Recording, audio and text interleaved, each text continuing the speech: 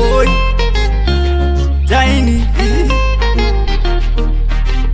Pakuri ndakapera ane mbuda kukunyepera saka chingonditeera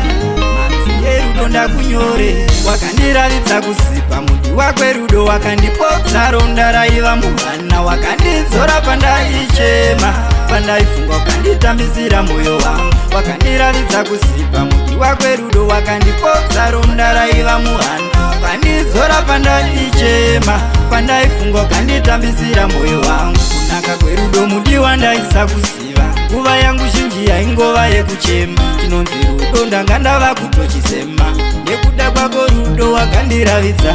moyo wangu wainge nemavanga murudo ndakakuvadzwa ini ndevakawandisa asi nekuda kwako ronda rerudo wakandipodza wakandiravidza kuzipa muti wakwerudo wakandipodza ronda raiva muhana wakandidzora pandaichema pandaifunga ukanditambisira moyo wangu wakandiravidza kuzipa muti wakwerudo wakandipodza ronda raiva muhana ukandidzora pandaichema pandaifunga ukanditambisira moyo wangu chero kavakura ndimbokuchita rudo rwaunondipa rwinondigutsa ndingava ndiri kubasa kwandinoenda mumwoyo mangu ndiwe wandinofano chiyera munodiwadi vamamoyo munodiwadi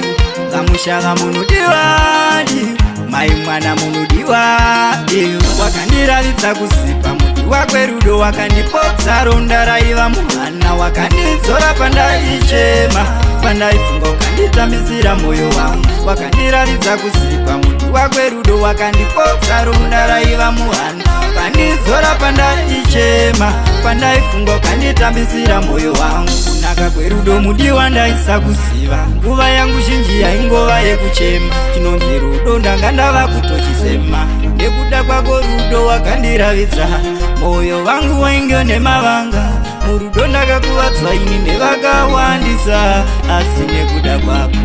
ronda rerudo wakandipodza wakandiraritsa kuzipa muti wakwerudo wakandipodza ronda raiva muhana wakandidzora pandaichema pandaifunga ukanditambisira moyo wangu wakandiraritsa kuzipa muti wakwerudo wakandipodza ronda raiva muhana ukandidzora pandaichema pandaifunga ukanditambisira moyo wangu wakandiraritsa kuzipa muti wakwerudo wakandipodza ronda raiva muhana wakandidzora pandaichema pandaifunga ukanditambisira moyo wangu wakandiravidza